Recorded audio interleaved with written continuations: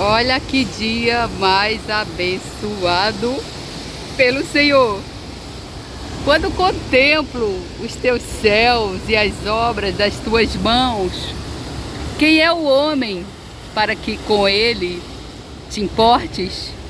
E o filho do homem para que com ele te preocupes?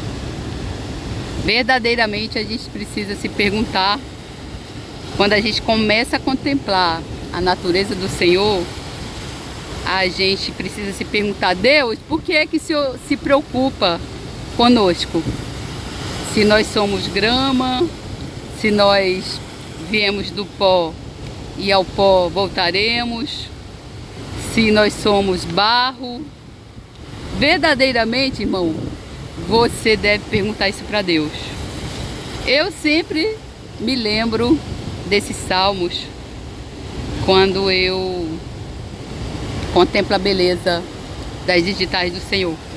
Mas, irmão, irmão, esse é o último vídeo para o canal. O último vídeo que eu estou fazendo de ensino para o canal. Eu posso até fazer vídeos proclamando a palavra de Deus, alguns versículos sobre um assunto, mas eu não vou mais postar vídeos no canal ensinando sobre algum assunto, porque eu já pedi perdão a Deus de ter feito algumas obras na força do meu próprio braço. A Bíblia diz que aqueles que são filhos, eles são guiados pelo Espírito Santo. E há um versículo na Bíblia que eu li que diz: quando Jesus estava ali aos seus 12 anos no templo de Jerusalém, na festa da Páscoa, os pais dele o levavam todo ano ali. E quando Jesus estava com 12 anos, eles foram para essa festa dos pães ázimos. E ali os pais de Jesus saíram do templo, foram embora, e Jesus ficou ali no templo ensinando. E a Bíblia diz que Jesus já ensinava como que já tivesse aquela autoridade. Jesus tinha apenas 12 anos. E aqueles fariseus ali, muito estudiosos, muito inteligentes, que conheciam as Sagradas Escrituras todas, estavam ali boquiabertos com o ensino de Jesus. Veja, Jesus com apenas 12 anos, Jesus já era o Filho do Homem. Jesus já era o mestre dos mestres. Mas Jesus ali, ele poderia ter começado ali a ensinar nas sinagogas. Porque veja bem, os fariseus que entendiam a Bíblia toda estavam ali perante ele, abismados com o ensino de Jesus. Veja, Jesus já poderia ter começado a ter um ministério ali, mas não era a hora, não era chegada a hora. E nós não podemos começar algo sem que Deus nos mande a gente começar. Porque aquilo que a gente começa sem Deus mandar a gente começar, ele não vai terminar. Vai ser uma obra na força do nosso próprio braço. A Bíblia diz que maldito o homem que confia no homem e faz da carne o seu braço. Ou seja, tudo que a gente fizer que não for orientado pelo Espírito Santo de Deus, porque foi para isso que o Espírito Santo de Deus foi enviado, não vão passar de trapos de imundícia, irmão, de obras mortas. Então eu pedi perdão a Deus por esse pecado.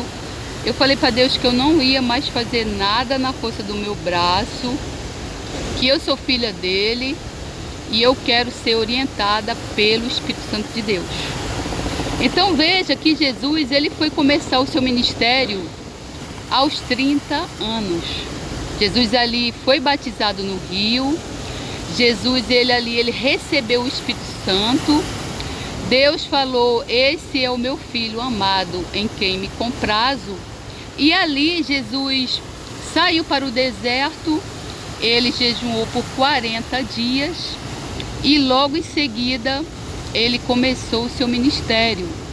Porque ali Jesus estava pronto, ali Jesus, Deus tinha mandado Jesus começar ali o seu ministério naquela hora. E a gente não pode começar nada sem que Deus não nos mande a gente começar. Porque para isso Ele enviou o seu Espírito. E então nós temos e precisamos aprender a ser guiados pelo Espírito. E há 3 perguntas que nós devemos fazer. Como, o que fazer e quando fazer. Então, Deus quer nos abençoar. Ele quer abençoar todos os seus servos. Mas nós só vamos receber essas bênçãos quando nós verdadeiramente nos deixarmos guiar pelo Espírito Santo de Deus. Então veja, Deus, Ele mais do que ninguém, Ele precisa da gente na sua obra. Eu sei que eu estou ensinando algo que está edificando a minha vida, mas ainda não é a hora, ainda não é chegado a hora. Então, quando Deus mandar a gente fazer uma coisa, a gente tem que perguntar: o que o Senhor quer, Senhor, que eu faça? Aí Ele vai dizer. Aí depois a gente precisa perguntar: quando, Senhor, o Senhor quer que eu faça? E como, Senhor, o Senhor quer que eu faça? Então Deus ainda não me respondeu verdadeiramente nenhuma dessas 3 perguntas. E veja, o servo do Senhor com quem eu aprendo isso é o Derek Prince.